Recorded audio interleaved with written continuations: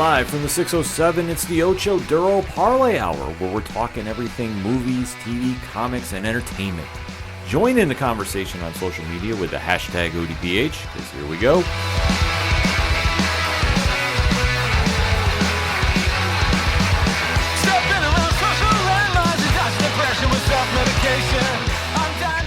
Welcome back for an all-new edition of the ODPH podcast, better known as the Ocho Duro Parlay Hour. What is going on, everybody? Thank you so much for joining us this week. My name is Ken M. Joining me in the studio, as always, you know him. He is the co-host. His name is Padawan J. Hello, hello, hello. Folks, we have a lot to talk about in the land of movies, TV, comics, and more. You are currently listening to the entertainment edition of the ODPH, but we definitely want to continue the conversation with you after the show, so definitely swing on over to odphpodcast.com, joining the conversation on Facebook, on Instagram, Twitter, Podchaser. Drop that 5-star review while you're there. TikTok, you name it, we are on there, and just use the hashtag ODPHpod. We pop right up. That all being said, we want to kick off this edition recapping what is going on in the fallout of the first major con of the year, would you say, Pat? Yeah, I'd say so. I'm sure there's probably been some other ones, but this is like the first of the big, 3, 4, whatever it is. Yeah, exactly. So we are going to be recapping the events of Comic-Con at Home, otherwise known as San Diego Comic-Con 2021 Part 1. AKA the best opportunity most of us will have to get into that con. Correct. So obviously this time of year, we do know it's synonymous with the big Hall H moments and everything that goes on in San Diego. And obviously, they decided to do virtual this year, which is perfectly understandable. And last year, they went virtual as well. And they were the first ones to kick off the virtual con era, I guess you would say. Yeah. And last year was met with mixed results. So this year, there was a lot going into it. Marvel, DC, all did not have panels scheduled for it for their movie projects. Yep. So this one we previewed last week, and we did find some gems that we want to talk about. And then the fallout is where we're going to kind of deep dive into, because there are some stories that came out of this. Yeah. So there was some definite news, and we do definitely want to thank everybody involved with putting San Diego Comic-Con at Home together. Did a great job. And let's just jump into it. Pat, what panels were sticking out to you, would you say? Well, I was a little busy, so I didn't get to see everything, but the couple I did see, obviously the Dragon Ball Super one jumped out at me simply because, hey, I'm really excited for it. That, like I mentioned on last week's show, and I should note there's the one show, Dragon Ball Heroes, that's not canon, so, I realize that's ongoing, but that's not canon. But in terms of the canon, timeline, Dragon Ball Super Broly was the latest thing to happen in the timeline, and that came out a couple years ago. I want to say that came out in 2019, 2018, something like that. Mm-hmm. So it's been, and the anime has been off for quite a while now. I know the manga for Dragon Ball Super is ongoing. I'm going through and reading the manga for the first time myself. I've gotten through Dragon Ball. I'm going through Dragon Ball Z right now. So in terms of like current up to date where we are, things were broadcast, it's been a while. And I got that itch. Don't get me wrong. I like rewatching Dragon Ball Z. I like rewatching Super in the movies, but I need that new stuff. So I was definitely excited for this, and I figured we wouldn't get much out of this because, let's face it, Akira Toriyama and the crew behind the Dragon Ball franchise are very notoriously tight-lipped about, everything. Right. And understandably so. We did get a bit of a teaser trailer, although it's, not much to go off of. It's just simply Goku running around, in like a newer look animation-wise. And then it features the title of the movie, which will be titled Dragon Ball Super Superhero, and it is slated to premiere sometime in 2022. So definitely excited for that, and excited for more information. I cannot wait. Yeah, Dragon Ball is definitely still big and popular. Oh my God, yeah. Like, I think anybody that thought it just quietly went away doesn't really understand it. It definitely has a fan base that's rabid for new content. Oh, yeah. And the fact that we're going to be kind of dabbling around with that, I mean, you're the biggest DBZ guy I know. Oh, yeah, no, it's been an integral part of my life simply from when it started showing on television. I don't remember what channel. I know it eventually ended up on Cartoon Network and was shown on Toonami weekday afternoons. So that was like the staple when I got home from school was turn on the TV, Dragon Ball Z is coming on, because that's all all my friends are going to be talking about the next day at school. But I remember seeing the first couple episodes on like one of the weird, odd, low number channels at like 6 a.m. before I was getting ready for school. That like, my dad would get me up, I'd go downstairs and I'd grab my breakfast, flip on the TV, and there's this show on that I'm like, oh, this looks kind of interesting. Nothing else was on at that point. and this was before, seeing like channel guides and being able to just look at a whim. We still had to deal with the rolling ticker that took 9 years. So I came across it way back in the very mid to late 90s and got hooked from there ever since. And it's just been such a part of my life that I love it. Yeah, so that was exciting. Yeah. For me, the big winners of San Diego Comic-Con this year was the Walking Dead universe. Surprisingly. Yeah, which obviously going into their next seasons, and I say seasons plural because they do still have 3 shows on AMC. Yep. We really were thinking, okay, maybe the franchise was running out of low gas. We weren't going to see a lot coming from the flagship show. Sure. Obviously, Worlds Beyond is what it is. Mm-hmm. It exists. It exists. I mean, I'll just kind of leave it at that. But the franchise in my eyes is Fear the Walking Dead. So when they had everything lined up, I was like, okay, how are we going to go about this? What's really going to translate? What's really going to stand out? I honestly thought all 3 did a good job. Okay. I honestly did. Like I said, I love affair for Worlds Beyond. Goes without saying, but I thought for what they brought to the table, it was at least entertaining. Okay. So they're going to be kicking off their season October 3rd. We did see a little kind of teaser footage of what to expect. It looks interesting. Okay. Is it enough to bring me back into the show? Well, yes and no. I mean, it's a swan song. You're going to watch. Well, I'm probably going to check it out because obviously Scott M. Gimple, who's the executive producer, is really saying that it's going to tie into a lot of things. Sure. So it's going to be one of those shows like I feel I have to watch. Sure. But I'm not like, yeah. Like you think about your major crossovers in comics and how they always have the spinoffs. Yeah. And if you read the spinoffs, you're going to get a bigger payoff to the story. Kind of the same vibe I am feeling with this. Sure. So we do know that is going to be coming October 3rd on AMC. For me, though, I got super geeked up about Fear the Walking Dead Season 7. Got a release date of October 17th. They're coming back to AMC. Did get some teaser footage, obviously, of last year's nuclear fallout from the crazy serial killer and Pat's favorite guy from Smallville, John Glover. Yeah. Teddy got his almost perfect dream happening before he was killed off. And now we are living in a nuclear wasteland with our survivors. And everybody's a little displaced. We only got to see the one and only Morgan, played by Lenny James, who is definitely getting used to the world that is around him with Karen David, who plays Grace on the show. And they have Rachel's daughter with them. So didn't really give a lot of footage away. Like, it wasn't like the New York Comic-Con panel where they gave you the first 10 minutes and it was like, okay, I'm in, like, let's go. It was just basically them waking up in the submarine that's above ground, and the baby is hungry. They go out to check for food, and you kind of see what the fallout is. Okay. It's very straightforward. It's not, like I said, a sizzle reel. It didn't make me go like, oh, man, like, whoa, what's going on here?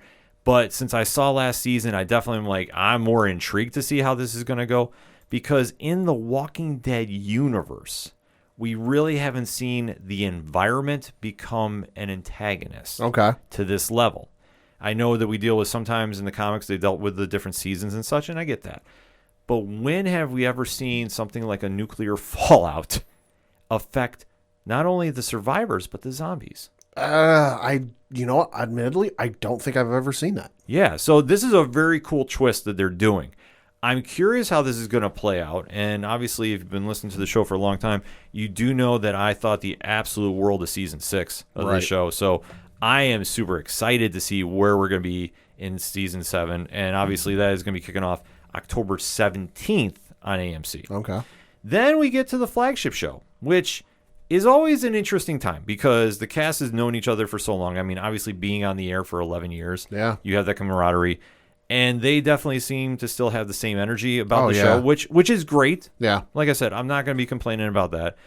And then we did get the trailer for Season 11. Mm-hmm. So that is going to be kicking off August 22nd on AMC. Yep.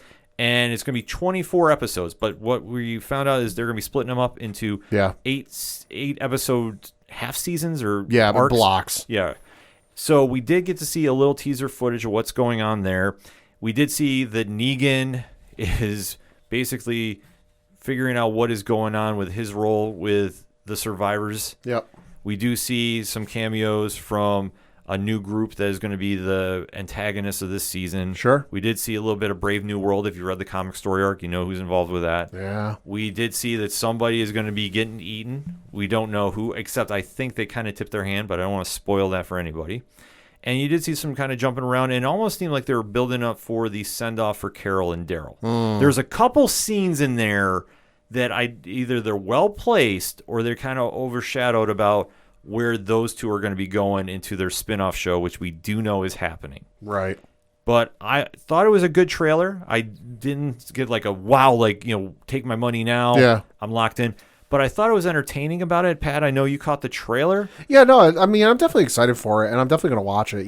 I know it's not as good as it used to be, but I'm not so soured on it that I'm like, F this. I'm just going to catch it when it hits Netflix. Mm-hmm. I'm still going to watch. It's been still, it's in the same vein of like, it's Smallville for me. Yeah. Where Smallville was a part of my life for 10 years, from the time I was in middle school up through high school, even into college.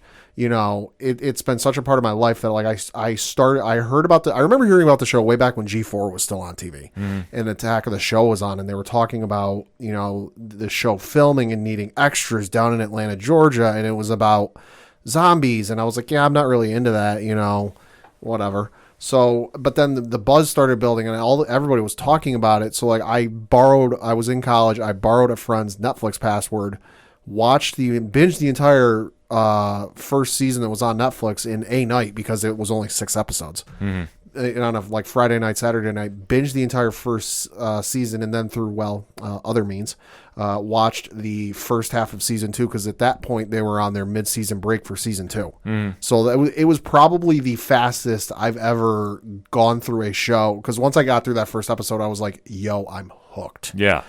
So I know it's not as good as it used to be, but I'm still going to watch. I'm still excited. Yeah, I mean, I've kind of shifted gears a little bit to Fear, because the one thing that drives me absolutely nuts about the flagship show, they got away from taking risks. Yeah. And they really have made these characters safe. And I know that sounds really weird, but let's face it.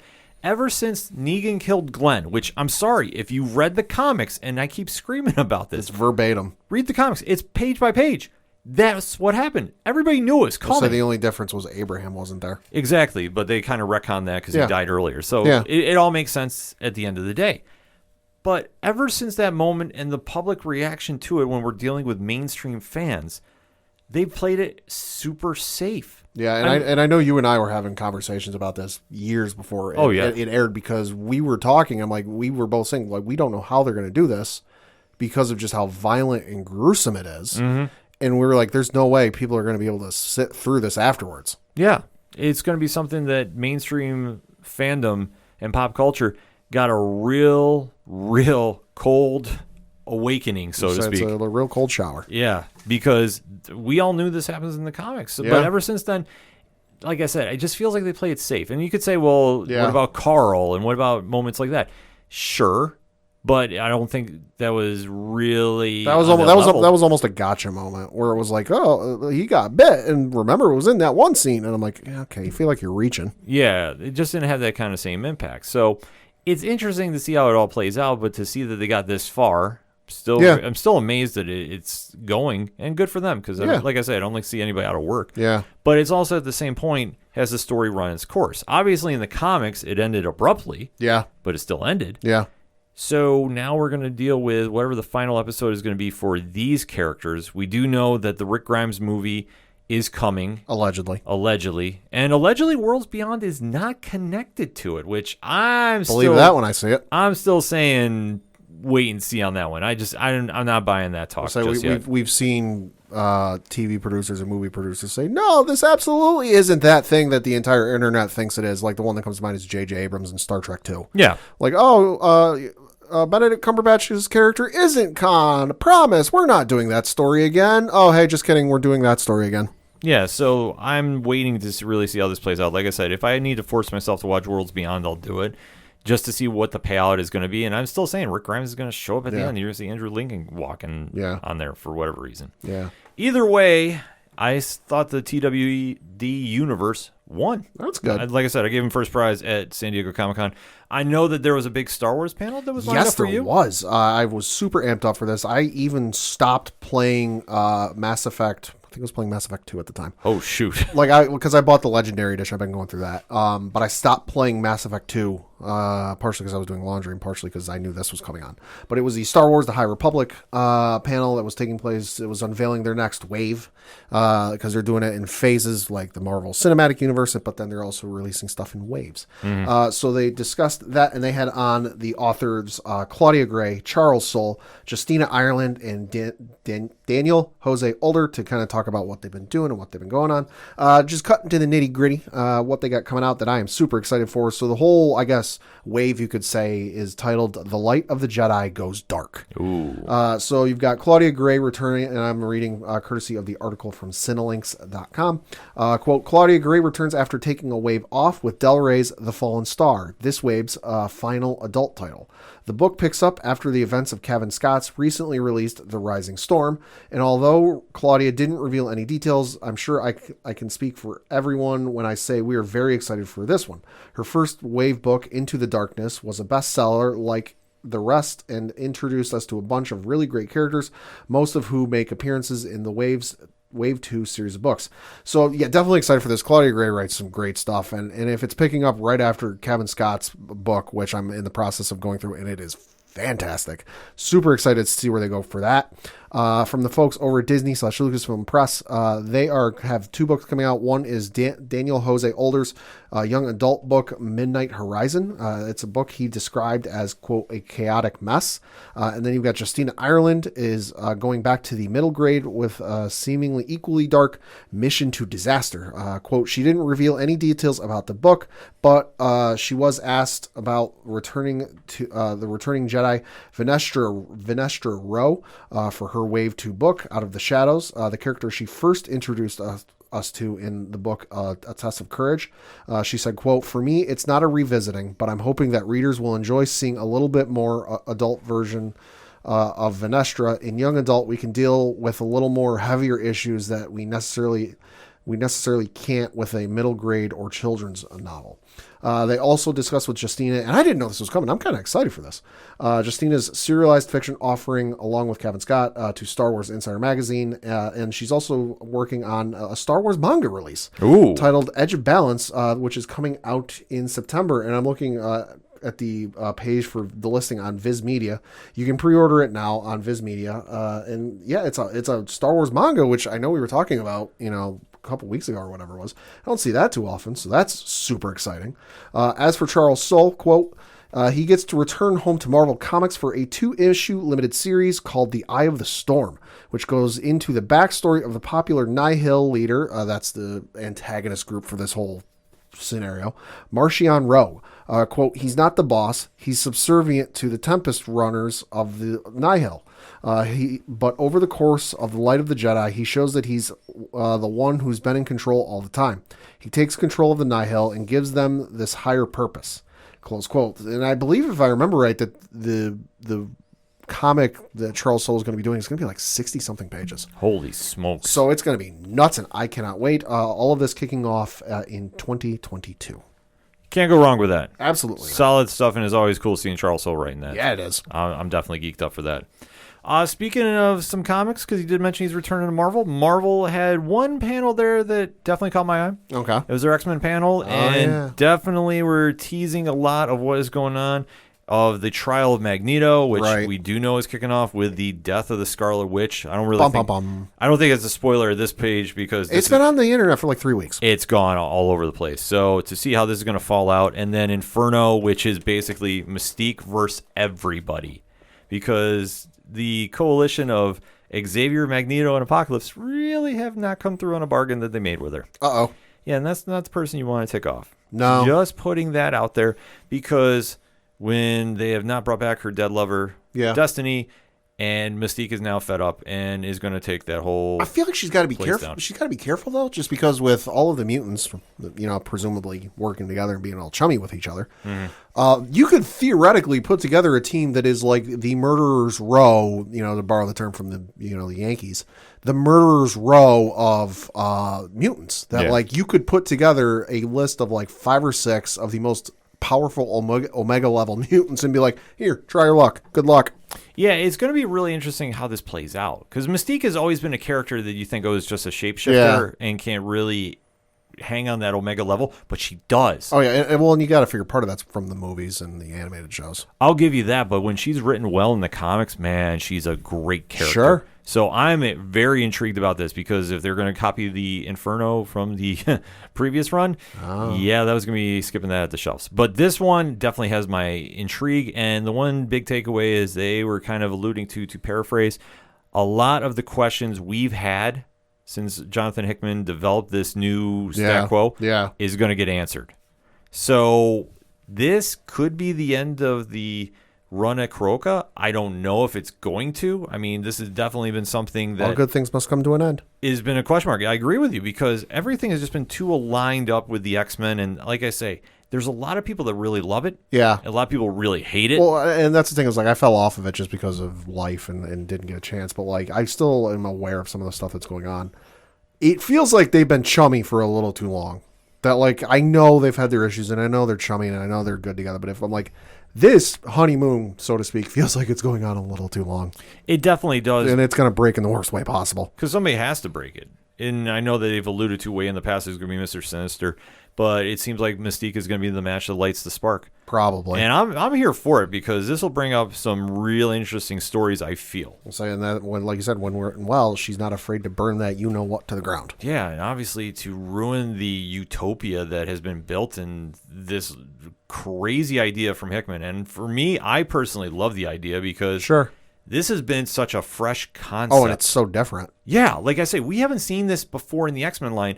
And if you grew up in the 90s era where there was 20 books of the X-Men a month, and a lot of them kind of were going through the motions, so to speak, to see something fresh, I'm like, give it to me. Well, and to kind of cross over shows here, you know, Magneto versus Xavier and all of their subsidiaries is kind of like Randy Orton versus Sheamus in the WWE. Mm-hmm. We've seen it so many goddamn times that it's kind of overdone. Yeah. And I know they play the frenemy angle very well. Sure. But this is something that's going to be interesting to see how the trial of Magneto goes out and what's the fallout from that is going to be, and then where Xavier is going to be at when all this is said and done. Because, like I say, this has been his dream. It's finally been realized, and now is falling down around him. Great for the readers. Not good for him, but that's okay. But that I thought was a really fun panel because obviously I've been reading the X-Men. Like I said, Marauders I really loved, and X-Force is one of my favorite books. So a lot of stuff for me there. And then to flip it to DC because, like we said at the beginning of the show, both of them did not come with any movie projects. Not a lot of TV stuff. Right. But they did have the Batman Fear State panel. Okay. And it's interesting to see that Scarecrow is going to be the next big orchestrator of chaos in Gotham. Sure. And almost doing a rebuilding through fear.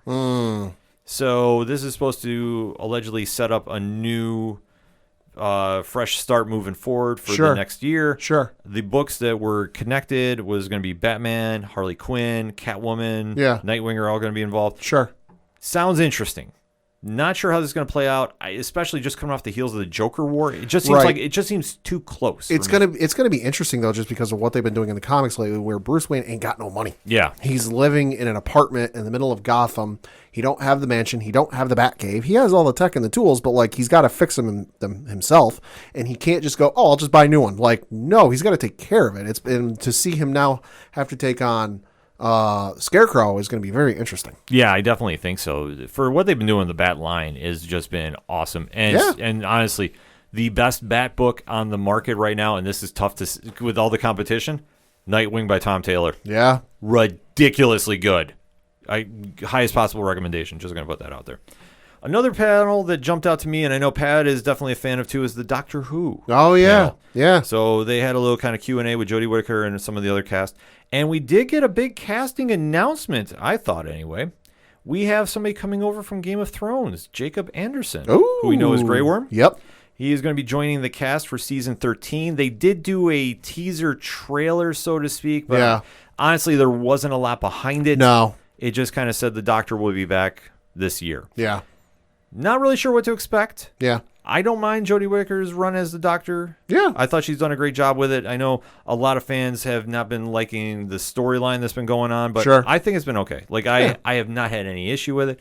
I think she's rocking it out of the park. So very interested to see when she comes back and to see how Jacob Anderson fits in the equation. We do know he's going to be playing a character known as Vinder, Okay. and we'll kind of see how this all plays out because with Doctor Who, you never know what you're going to expect. Well, if it's anything like the last time a Game of Thrones alum was on Doctor Who in Maisie Williams, it's going to be probably fucking crazy because Maisie Williams has been added to Doctor Who for the season. Oh, that'll be interesting. Oh my God, this story's crazy. Yeah, so I can't wait to see what they have in store for season 13. That's going to be a lot of fun. And another show that jumped out to me was The Return of Dexter. Yeah. Now, Pat, I know you're not into Dexter. Nope. And that's not for like any evil or malicious reasons. I simply didn't have Showtime when it was on. It's that simple. Yeah. Dexter, obviously America's most well-known serial killer who kills serial killers. Yeah. Definitely has carved his own place in TV history. For good and bad reasons. Yeah, because when the show came out originally, it was fantastic. It's a really interesting concept, I'll say that. Yeah, Michael C. Hall plays Dexter.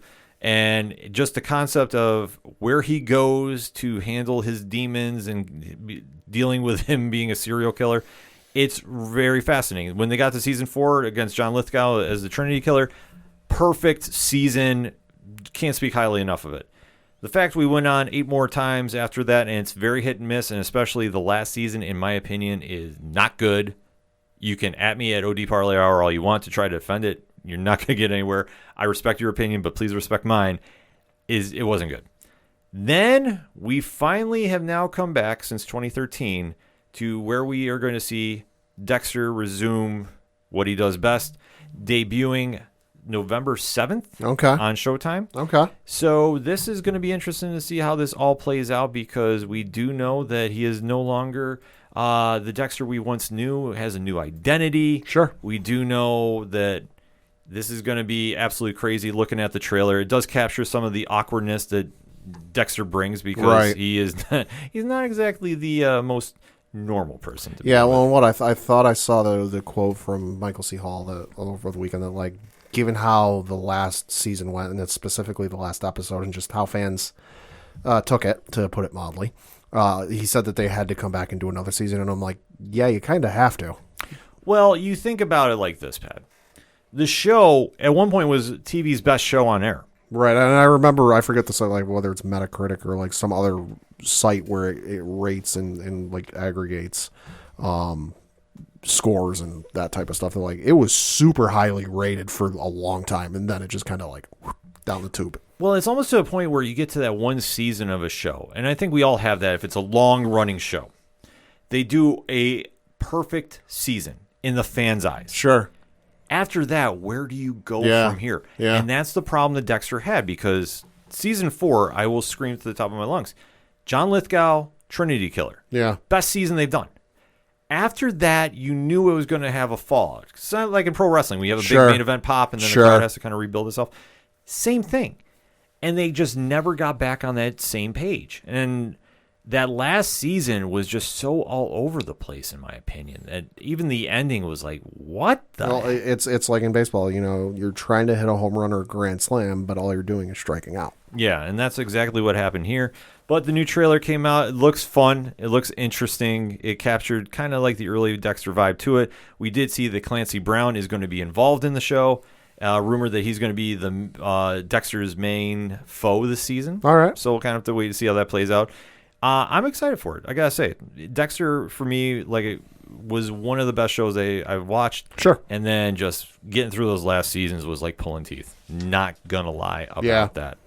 Few other shows that had trailers that definitely stood out to me. We did see the first trailer for Chucky debuting on Sci-Fi and USA. Yeah. That's going to be dropping in October. People are all sorts of excited for that. You know, if you're into the Child's Play movie franchise and Chucky and the horror genre, there's a lot to like about it. Well, when you think about it, how many horror shows outside of zombies are there on television right now? Very little. Very few. Yeah. I mean, I know there's certain shows that like push the envelope a little bit, but like nothing that's immediate like this is horror. Mm-hmm. I fully agree with you about this. And this show definitely captured that vibe. It had that 80s feel to it. Chucky was doing Chucky things, and it's all over the place. But if you're into that franchise, you're going to be happy with it. Like, I am not the biggest person about that. So Lord knows there'll probably be Easter egg galore. Oh, yeah. But there was a lot of stuff that you could take away and be happy about. That is slated to drop in October. Another show that's coming to Sci-Fi was Day of the Dead. Oh, yeah. And George Romero's, like, homage they're doing to his zombie world. This one, I got to say, it kind of had the happy vibe to it in the sense of there was a lot of over-the-top stuff going on. Well, they got to fill that void. Exactly. And I get it, but there was just a lot of over-the-top reactions about zombies and what they were doing. And, like, I understand it's an homage to George Romero. I'm completely cool with that. Yeah. I'm just kind of curious to see the longevity of this show. And I'm not trying to pan it already because I thought the trailer was entertaining for what it was. Right, but you feel like there's only so much they can get out of it. Yeah. And don't think I forgot Sci-Fi. Deadly Class. I still am not over that. Never have lost. But that show is going to be debuting too, and like I said, it looked very interesting for that franchise. Right. Especially for zombies, though, it's kind of like you got to do something new at the table for me. Yeah. So like I said, I'm not ripping on it. I don't think it was a bad trailer. Yeah, there's a lot of zombie shows out. It's a lot of zombie shows, and it's got to really do something to stand out. And for me, it was very over the top. And like I said, some of the stuff felt like I was watching Happy. And I'll be honest, it feels like we're reaching a point with zombie shows because we've got the 3 from The Walking Dead. You've got Z Nation, which ran for a while, but I'm not sure if it's still going. And then you've got Black Summer on Netflix. And that's just the ones I know of. I'm sure there's probably more out there. Yeah. So there's a lot of stuff that they got to compete with. So we'll wait to see what happens. And Sci-Fi, I'm waiting to see what happens with it. If they really get behind it and really run with it, I think they should. Based off the trailer, I think it definitely deserves a full season run. And then we'll kind of see where it goes from there. And while you're at it, bring back Deadly Class. Just saying. But talking about some other network shows, I guess I should say streaming, that is. Netflix had some trailers going out, too, as well. They debuted the final season trailer for Lucifer, which is coming back in September. Yeah. That's got a big cult following. It looked okay for what it was. Yeah. I'm not the biggest fan of the show, but it definitely will get the fan base going, sure. if it will. Definitely give them something worth watching. And also they had a trailer for The Army of Thieves, which is the prequel for The Army of the Dead, produced by Zack Snyder. I saw a quote from him that he and Netflix didn't realize how big Army of the Dead would be on that streaming platform. Dude's being humble. Do you not realize how rabid your fan base is? As soon as they announced that thing, I'm like, well, that's going to be a huge hit for them. Well, you would think so. And I understand what you're saying because when we think Zack Snyder, we associate Snyderverse. I get you on that. This one, though, I honestly wasn't sure, but it definitely took off. Well, and I'm not just even referring to the Snyder cut or the Snyderverse. I'm just specifically referring to his fans that will get a hashtag trending on Twitter worldwide for multiple days. Will purchase to fly a banner over an award show. Will purchase, those advertisements you see in the waiting things for buses on the street. That's how dedicated they are to him and his craft. I was not surprised at all when it was such a huge hit for them. Yeah, I could definitely see that point too. I mean, he does have a very passionate fan base. Yeah. So to see how this one plays out, I thought it looked entertaining. I definitely am going to give this one. I still got to watch the first one. It's deep in my queue and I keep forgetting about it. Yeah, same here. It's just getting lost and stuff. I started and then I get called away for something. But this one I definitely want to check out. Like I said, thought it looked good for what I saw. And then we did get a little noise from Mr. One Oscar Isaac, who chimed in for another panel, but definitely was on the Moon Knight set. Okay. And the only thing you could really take away is he said it's going to be a wild, wild show. Oh, I'm sure. He was hyping Moon Knight. I've seen the training videos. It's nuts. It's nuts, and if you're not familiar with that character, Marvel fans, get familiar ASAP, because this show should be going in a lot of crazy directions. Oh, yeah. I can't wait to see the first trailer for it, and obviously we are just light years away from that. The only thing we had new get dropped was the Shang-Chi final trailers, because the movie's coming out within a month. But for Marvel-wise, it was kind of interesting to see that he was chiming in and hyping that movie up, which is cool to see. And then the only other one that really stuck out to me, and I'm kind of very polarized by this, but I know, Pad, you definitely are a fan of this show. Okay. Legends of Tomorrow. Okay. Now, they did have a panel there at Con, and we did hear some announcements. Okay. One was Matt Ryan is retiring playing John Constantine. Okay. He is going to still be on the show, though, Sure. playing a new character known as Dr. Gwen Davies, Hmm. who is a scientist, I believe, Okay. and is going to tie into wherever the direction is going to go for the next season. All right.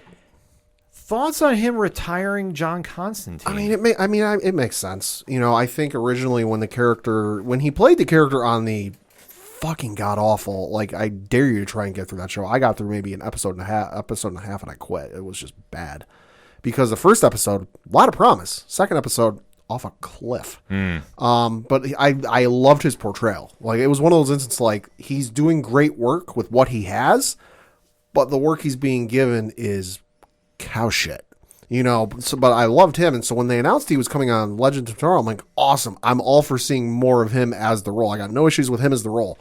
It's just what he was given for the show was terrible. And I think originally it was supposed to be just a short run, half season, maybe a full season, you know, for the purposes of the story. But the fans dug it so much that, all right, let's keep you around. So for him leaving, not entirely surprising. I'm sure, you know, it's very, you know, time consuming filming the show, given all the work that gets put in with the costumes and then, you know, the acting and having to go up to Vancouver to film, which is normally isn't that big of an issue, but, you know, the last year and a half has been a little bit of an issue. You know, so I'm sure he's got other projects that, you know, he's really wanted to jump in on, you know, just from, you know, a personal perspective of like, oh, I think I could really do a lot of great work with that role, but shit, it's conflicting with me filming this TV show. So it makes sense, and I'm all right with it. Yeah, well, like I said, he'll be around for season 7, so I'm not sure the duration of it. And I actually called up from comicbook.com. Davies is described as an eccentric scientist from the early 20th century who might be the team's only hope next season, as though this time is not clear what the team will be facing in season 7. So he's promoting shake weights. Got it. Yeah, so this could go a lot of different ways. I know they gave the trailer out for the next episode, which I believe is dropping August 8th. And it's more wacky hijinks that only the Legends are doing right now. Like I say, we've kind of gone away from the Doctor Who vibe to we're making this into a very much comedy. Yeah, and I don't mind, like I said, I don't mind comedic aspects in the show. It can't be serious drama like Law and Order type stuff for like the entire hour because then it just gets overdone. But when you take the show and kind of make it all comedy with a little bit of seriousness, I don't really enjoy that. Yeah, this is kind of just really gone off from where they used to be about this. And I got to admit, I've kind of tuned out a lot lately on even watching the trailer now because we're finally having the marriage between Sarah Lance and Ava. Oh, so the wedding is happening. Should have done that a couple seasons ago. Yeah, but somebody ruins it, a new character. That figures. And then they're going bowling because... Why not? Reasons.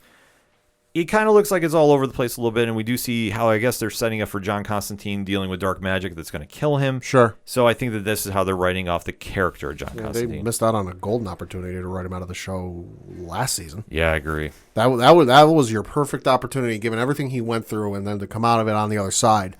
Could have been like, you know what? I've been through some stuff. I'm going to hit the beach. I'll see you later. It would have been interesting to go that way. I think that would have been a stronger one to do. But, you know, like I say, they want to do it how they're going to do it. I can't be mad about that.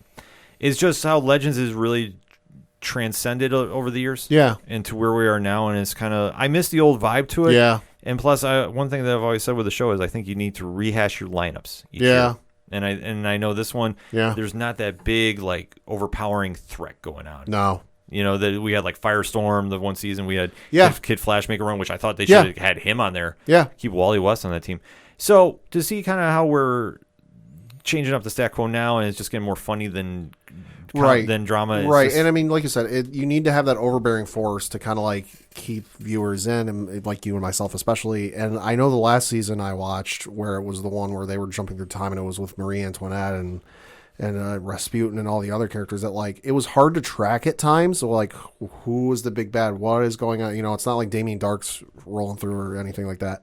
But it was still like, oh, where are we going to show up this week? What famous moment in history are we going to jump in on that really kept me involved with that? And they really gone away from that. Yeah, it's just kind of really gone off where the trajectory they were at originally. Yeah. But we do know this episode that they gave the trailer for, I believe, is debuting on August 8th. And then they come back for season 7 on October 13th. Wow. So a lot of time in between. I know the Yeah. CW schedule's all over the place because they do have certain shows coming back, certain shows are Superman and Lois on for 2 weeks, off for 2 weeks, back again. yeah, and then we have Supergirl waiting in the wings, and then Stargirl is coming back too as well. So a lot of stuff to take away from San Diego Comic-Con. I know there's a lot more panels we could really even deep dive in more to. And overall, Pat, what was the vibe that you had for the show here? It was all right. It was better than last year, but I think that's because they took the time. They looked at the criticisms people took, and I think they also took a look at what some of the other folks, around the world did, especially with what was it, WB, Fandom. They looked at the other stuff, and then they took some notes and they took some ideas, and they definitely made it better. I thought it was all right. Yeah, I do. I agree with you too. I don't want to give it a letter grade, but I definitely want to say it was better than last year. Yeah. There at times though it was a little hard for me to navigate to find the panels I wanted to go to. Yeah. That's my only. But maybe that was on me. But I'm just saying, in comparison to New York Comic Con, where everything loaded up right after. Yeah, well, and that was a tough thing for me. Was like a couple of panels I was getting ready to watch. I knew when the times were dropping, and I'd go to their YouTube page and I'd sit there refresh, it's supposed to be on at top of the hour, halfway through the hour. I'm sitting there refreshing, and it's not there. And it's like 5-10 minutes after it's supposed to have been there. I'm like, where the hell is it? Oh, wait, there it is amidst the 8 videos that just went live. Yeah, so it was a little tough to navigate. So, okay, so it wasn't just me then. That's my only real takeaway of a negative, because we still got content. And that's the one thing that we as fans still need to appreciate. We get something. Was it all rehashed? Not necessarily. But we did get a lot of stuff to kick off with. And for a fan base that definitely absorbs content like nobody else, we have to be happy with what we got. Yes. And like I said, Walking Dead universe, I thought was the first place gold medalist winners, shall I say, with the Olympics going on. I thought Netflix came in second. I'll say that because they had a lot of stuff going on too. And then it's kind of divided up of, everybody else. I mean, I guess we can give the bronze to Sci-Fi USA. Sure. They go give a grading system for that. But we gave you our picks about that. More information at Comic-Con or comic-con.org. But like I said, we gave you our picks. But let us know what you thought of San Diego Comic-Con 21 Comic-Con at Home. Hit us up on those social media accounts. You can find all of that and so much more at odphpodcast.com. And let us know what you thought about the con. We're going to take a quick break. We'll be right back. Hey there, I'm Chris from the Geek Peak Podcast here with my 2 co-hosts, Trent. What up? And Brandon. Yo. Here at the Geek Peak, we strive to provide you the best content from all across the pop culture multiverse. Think of us as your content concierge, seeking out all the best movies, TV, games, and music to save your valuable time. We have a different adult beverage every week, and we like to keep things light and fresh, so come hang out with us. So check us out on all your favorite podcasting platforms. That's Geek Peak. Like a mountain! And check out our site at geekpeakpod.com. Coming back for another segment on this edition of the ODPH podcast, and we have to talk the Flash season finale. Yes. We didn't get a chance to talk about it last week, but I definitely want to make time for it this week because there has been a lot of feedback about this episode. 1 or 2 things. Good or bad, everybody's got a reaction to this episode. There's like 1 or 2 tweets. Oh, quite a few. And we here at the ODPH want to kind of deep dive into it. So we are going to be talking spoilers about the season finale, episode 18, entitled Heart of the Matter Part 2. So you know the deal. Once we give you that spoiler warning, you have been fair warned. We are going to deep dive into the episode. So if you haven't seen it yet and you're planning on watching it, pause the podcast right now, watch it, and then jump back in. Because once we go 3, 2, 1, you know we're going to start diving into it. So that being said, 3, 2, 1, Pad. What did you think? Thought it was okay. Not a smash hit home run out of the park, but it was still enjoyable, and I'm semi-excited to see where they go from here. It was okay. It was a better episode of The Flash than I've seen in recent years, but it was okay. I don't think the animosity for the one scene is really warranted to the level it's at. Yeah. But I thought it was okay. Okay. Because where we are now, the past few episodes, we've had the character Godspeed reappear and is on a secret mission that is now turned into the Godspeed War. Okay. So this has kind of been an interesting story that they've been wanting to build. I'm not bad about it because out of the most recent villains they've used on the show, I do like Godspeed. Sure. He's had a good run in the comics, no pun intended. I'm okay with this.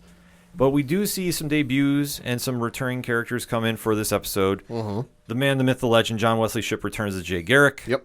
We do see the debut of Bart Allen, a.k.a. Impulse, played by Jordan Fisher.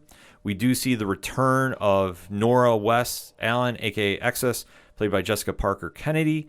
And we are seeing that Barry is getting the help of all he can get to deal with the threat of Godspeed, who is now just running all over the city with clones. It gets weird. It gets all over the place. They find the original Godspeed, who has lost his memory. Yep. Karan Oberoi has been playing him very well and trying to deal the ramifications of not knowing who he is. And it's kind of like in that sense of Civil War II, where you remember the Marvel heroes were taking out threats before they were threats. Oh, yeah. That kind of vibe. It's the same element here with DC in this story, Yep. but it's not really kind of clicking that way, because we do know that there are some people trying to take out Godspeed. We do know that Barry is trying to keep him alive, Yeah. and it's just kind of really weird how they're playing this out. But where we where we kick off this episode, because where we left off at the last episode, is Barry has entered Godspeed's mind. Because that's a safe thing to do. Yeah, like we get really weird here. And he winds up having a talk with him, and Godspeed has basically been like, I've lured you here because I'm giving you a proposal. I want organic Speed Force. I don't want artificial. Because if I have that, I can rule the world. I'll keep everybody safe. And like he has this diluted version. Trust me, I won't do anything bad with it. Exactly. And Barry is going, no. Bullshit. Yeah, this is not happening, because in the previous episode, he nearly kills Bart, and he's taken out other people too. Yeah. This has not exactly been an easy walk in the park. And Barry is forcibly removed from the mind after they kind of have a little skirmish. And he realizes, okay, this is what happens, what's going on with Godspeed, that this has been the plan overall, because he wants all the Speed Force. Well, he winds up tapping into the actual entity of the Speed Force, who brings back Bart and decides to give Iris super speed. Mm-hmm. So now we have, if I'm doing my math right, Pad, please correct me if I am wrong. Yep. Barry, Yep. Iris, Yep. Bart, Yes. Nora, Yes. Jay Garrick. Yes. 5 speedsters at present time trying to take out Godspeed. Yep. Let that sink in for a second. The Flash family. Jesus, Mary and Joseph. I thought it was cool. It was a cool shot. It's a cool shot for the moment it was in. But yet again, we have those 5 plus Cisco plus Killer Frost plus Esperanza. Yeah. Or Allegra, I'm sorry. Esperanza was killed. So you have 8 heroes trying to take down one villain. To be fair, one villain, but there was like 9 or 10 different copies of him. I'll give you that. And they were fast as fuck. I'll give you that. But still, that was a little overkill in my opinion. I was all right with it. Yeah, I mean, You need those season finales are meant for those, holy shit, I can't believe I'm seeing this moment. Like, so I was okay with it. it was all right, but it's still in back of my head, I'm going like, this is too much. This is way too much. I know it's not going to last. It didn't, I can see that. It really didn't hang me up, though, because I'm like, this ain't going to last. Like, Iris is going to lose her powers next season. The kids are going to go back to the future, no pun intended. Jay's going to go back to his time, his time with his wife, and then Speed Force mom is going to go back off and do her thing. So it's going to be back to just Barry being Barry. Yeah, I understand that, but I think for this episode, I think kind of took away a little bit. Like, I understand the moment of nostalgia. I get that, and it's cool seeing all the heroes get together. Yeah. But it's like, this is what you've been building up to the whole season. Like, you don't build up and then just go, all right, and it's over. No, I will grant you that, but it's like, the one argument everybody's had about The Flash, and I agree with this point, is like, we have too many speedsters on during the time. Because we have 5 speedsters fighting 1 speedster. And then we also have another one coming a little later in the show. I digress. But once they get rid of the clones, because everybody winds up doing this because Allegra has a device made by Chester that absorbs the Godspeed powers out of the clones. Folks, it is comics, just roll with it. We do get down to where Barry has to make the ultimate decision and decides to give Godspeed the Speed Force, Yep. or at least a portion of it. So A little taste. he gives him something which does clear up his memory amnesia, because we did find out in the dreamscape that due to all the time travel, he has memory loss. Yeah. Which I did think was a cool twist. Yeah. I did think that was cool because, hey, I mean, you're tampering with all the timelines. Something's got to give. Very interesting idea. But once they wind up restoring who he is, he does escape, and he does get his clones reabsorbed into him. Yep. So it's kind of like a weird Madrox moment where everybody comes back into him. Yeah. But he winds up doing this. And then we get a return from another character that somebody made a deal somewhere. And Pad, who decides to return but one Ebort Thawne. Oh, yeah. I almost forgot about that. This was all types of crazy because we knew Tom Cavanaugh had left the show. Yep. So I was not expecting to see him come back. I mean, to be fair, they said the same thing about Carlos Valdez with Cisco. Yeah. That, like, he even did interviews the day or the week his episode aired, where it was supposedly his last show. He's like, oh, you know what? I'm really okay with the way my character left the show. And here he showed up for the last 2 episodes. Yeah, it's just really puzzling when they put out those statements and everybody comes back. Like, I'm not mad to see them I come think back. it's them learning from history. Yeah, I mean, it's smart to do, to bring him back, because it definitely threw a curveball to fans. But like I said, once again, you have so many people on that Team Flash side of things, it makes it a little crazy. Because, like we said, once we had the big battle with the Flash family versus the clones, Yeah. is kind of like, all right, where do we go from here? And especially during that point, too, everybody had like their superhero moment where they're throwing lightning stars. Yeah. I know Jay Garrick threw his helmet that was lightning to it.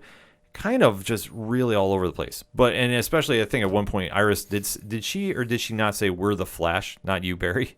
Something like that, She said some kind of wild statement for that. So to see like that now everybody's thinking they're part of the Flash, and then see Ebort come back, it was just a lot of speedster overkill for me. However, though, we do get to the final showdown, because when Ebort does come back, and for wherever he escapes from, Barry winds up cutting a deal with him that if you help me, I will let you live, or something in that variation. Yeah, he makes a deal with him. He makes a deal, and it's kind of a little like confusing what happens here. But this is where they have the Phantom Menace moment. And this is the moment that's driving everybody crazy. Because all of a sudden, Godspeed whips out a light sword, which does look a little bit like a light saber. Now, Pad, you're the Star Wars aficionado. Was that a lightsaber? It looked like one, yeah. I mean, didn't have the sound, which I'm sure probably copyright reasons, but it looked like one. And it operated like one. As a Star Wars fan, I marked out. I thought it was cool. Yeah. And then Barry whips out a sword too, and so does Thawne. Yeah. And we do have a Phantom Moments reenactment. That did happen. Yeah. No, like I said, it was cool. Yeah. I did not have such an issue with it because, like I said, previously in this episode, we had the Flash family versus everybody, and everybody had a special weapon. It looked like a video game scene. Yeah. So I was not like, oh my God, what is this? But I was like, okay, well, we're already at this stage. Might as well go with it. They wind up having the battle, and while Barry has Godspeed distracted, Thawne impales him. Now, it's not a fatal blow, which I thought it was for how they hit it. But I digress. It's not. And then once Thawne has taken care of Godspeed, he now turns his attention to Barry. Because Barry trusts him. Yeah, but Barry trusts him Idiot. enough. Yeah, because Barry trusts him enough that he winds up having a backup plan to absorb the Speed Force out of him. Yeah, I thought he took his Speed Force away at first. Yeah. Because Thawne runs at him. Barry, much like a Bruce Lee movie, steps out of the way and, lets him fall to the ground. And he goes, "What did you do?" And I'm like, oh, shit, did he take away his Speed Force? Like, are we going there? But no. Yeah, it was kind of like a wild scenario that he basically allows Thawne to come back, subdues him, and then Thawne escapes. Yep. Or Barry lets him go, which, I mean, still is kind of a little crazy in its own right. That's worked out before for heroes. Like I said, there's a lot of reasons moments in this. And it's kind of just goes back to how the Flash has kind of let some things slip, in my opinion. And where we end with this is Godspeed is now put in Iron Heights. His memory was tampered with by the Speed Force entity. Yep. Because Barry's identity was compromised. Now it's completely wiped away. What else could that happen? I don't know. We'll see. Nothing at all. And then it ends with Barry and Iris renewing their vows at the house. Aw, shucks. So this episode, like I said, a little all over the place. Yeah, a little bit. I mean, it wasn't the worst episode we've seen of The Flash. I will say that. I thought Grant Gustin and Candace Patton did a great job doing the married couple vibe to this, especially with the wedding. I mean, that's one thing they've been trying to tie into, that at the end of the day, it still comes back to Barry and Iris, which I get, and I respect for that. And then the other cast definitely helped out, contributed. It just seemed like there was a lot of moving parts, though. That's the only thing I didn't like, per se.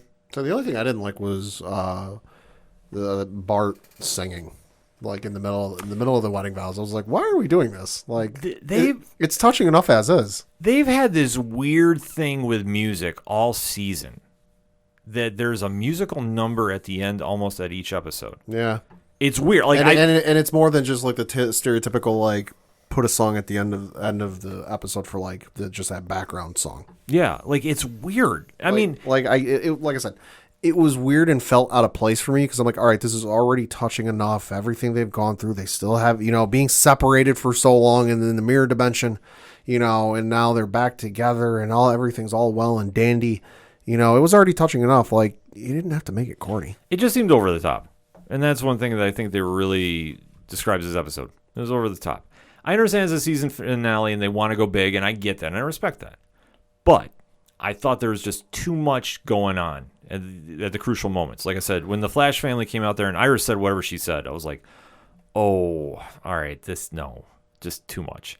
And especially with the video game moments that happened in that battle, because like I said, I don't want to really kind of touch upon them because it was like, I thought it took away a little bit because the clones that were running crazy for the past 3 episodes now were taken out so easily. Yeah. It was really kind of, why were they even here? I mean, it just didn't really make a lot of sense. And then to the final battle, which, like I said, everybody lost their mind to on the net. And they're still memeing to this day. I mean, that don't take much for the internet. Oh, I understand that, but it's like, it's not the end-all, be-all scene ever. Like, no. It's not like they... It's not the final scene of the series. Like, it's just another scene. And especially, it's not like they completely reenacted the Phantom Menace. Like, when I saw the swords come out, I was like, okay, they could have. Oh, they could have. They could have. The minute Godspeed had a second sword out, I thought you should just put it together, go Darth Maul, and be done. Yeah. Would have been okay. Would have been like, all right, fine. We're copying him. Sure, cool. I prefer the dual wield method, though, so that's just me. Yeah, but like I said, it wasn't as bad as everybody thought. No, it was okay. But I think we're where the show used to be to where it is now. Yeah. Then I think that's where the major disconnect is, because The Flash used to be the strongest show, in my opinion, on the DC side of things on the CW. It's been very much surpassed now by Superman and Lois. Well, yeah. Stargirl is great, and Batwoman is not bad either. Like, I'm starting to catch up more on that. I went back in after the season finale and started dipping in a little bit. So there's a lot of competition for The Flash, and especially being now it's going on season 8. I mean, it's really going to be a test to see where they finish out things. So with that all being said, Pat, final thoughts on this season and episode? I thought the episode was okay. Was what it was. Not one I'll go rewatch immediately, but I enjoyed it for what it was. And the season was okay. A lot of ups and downs, but I don't ultimately regret watching the season, and I'm not sitting there going, boy, that's a lot of hours I wish I had back. So ultimately, for me, it was okay. I'm with you. It was okay. I mean, from the episodes I've caught, and like I said, I got more into it when Godspeed came back. The whole return of the Black Hole organization just really turned me off because I could care less about that one. But for where they finished, I thought it finished okay. Does it leave me with a lot of hope for next season? Yes and no. I think they could just tighten up a few things. If they are going to be really focusing on making the team smaller, I think that could help. Yeah. But it wasn't as bad as I thought it was going to wind up being. But now the question is, are Bart and Nora going to stay? Do they go back to the future? Is this a one and done? And then who's going to be the next antagonist? Is it going to be another season of Thawne? If it's another season of Thawne, I'm okay with, because that's a classic Flash villain. There's a lot of ways you can go with it. Tom Cavanaugh, if you give him material, he will make the magic happen. No question of that. But it's just how many stories you're going to wind up doing, and unless this is the final season. If this is the final season, that's a different story. So to which they have not said so far that it is. Correct. Because if they do, I think they should write it like how they wrote Arrow's final season. Leave it on the table. Don't leave anything to chance and take chances. Do some crazy stuff. Let's have some excitement with this. before we finished, I thought The Flash finished okay. Yeah. And we'll kind of have to wait and see when it returns later about the direction Grant Gustin and company are going to go in. Mm-hmm. We give you our picks about that. So why don't you hit us up on that hashtag ODPHpod, and let us know what you thought of the Flash season finale. You're still watching The Flash, or are you not? And why?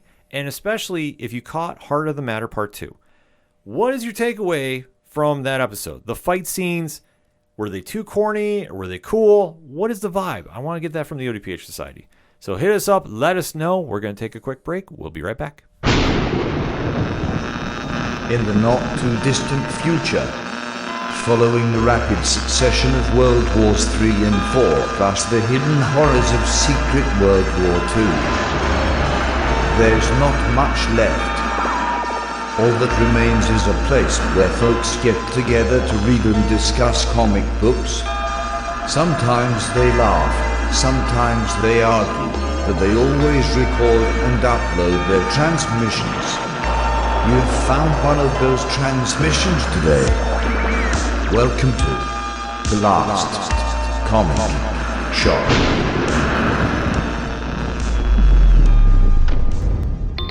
Rate, review, and subscribe to our weekly comic book reviews on all the major podcasting platforms at www.lastcomicshoppodcast.com. Coming back for the final segment on this edition of the ODPH podcast. Pat, what you got for those one-shots? Got a couple things to talk about. The first of which I admit probably should have seen coming, seeing as it's the 20th anniversary this year. But it didn't cross my mind until I saw it announced last night. And if you heard in the Northeast or on the East Coast a supersonic yelling of excitement, that was probably me, because it was announced that Smallville, which turns 20, like I mentioned, this year, is getting a Blu-ray box set plus a digital code of the complete series. Reading on the website Cinelinx.com, they quote the press release, quote, "It's been 20 years since Clark Kent first arrived in Kansas, and in honor of the 20th anniversary of the remarkable series Smallville, the complete series 20th anniversary edition will soar onto Blu-ray for the first time ever from Warner Brothers Home Entertainment on October 19th, 2021. This set for the ultimate fan features all 218 episodes, along with over 28 hours of bonus features from all 10 incredible seasons, plus digital copy, US only. Smallville, the complete series, 20th anniversary edition Blu-ray is priced to own at $179.99 SRP, or $209.99 in Canada, and will also be available on DVD for $154.99 SRP, or $184.99 in Canada. The groundbreaking, Emmy-winning 10-season hit that redefined the origins of the world's greatest superhero is all here. From Krypton refugee Kal-El's arrival on Earth, through his tumultuous teen years, to Kent's final steps towards embracing his destiny as the Man of Steel. Relive a decade's worth of thrills and fantastic adventures full of action, heart, and humor in abundance, all anchored by the marvelous performance of Tom Welling at its center. Savor again in the series' thoughtful and imaginative integration and reinvention of the iconic characters of DC lore, and let your spirits be lifted up, up, and away. Smallville, the complete series 20th anniversary edition, includes 2 DVD discs with over 28 hours of bonus features originally released on the Smallville season 1 through 10 DVD sets. So some of the features are the adventures of Superboy, the original 1961 pilot starring John Rockwell. A retrospective look at the series' 10-year journey, an in-depth season-by-season look at the creation of this landmark television series. Highlights include interviews with Tom Welling, Erica Durance, Michael Rosenbaum, Phil Morris, John Schneider, and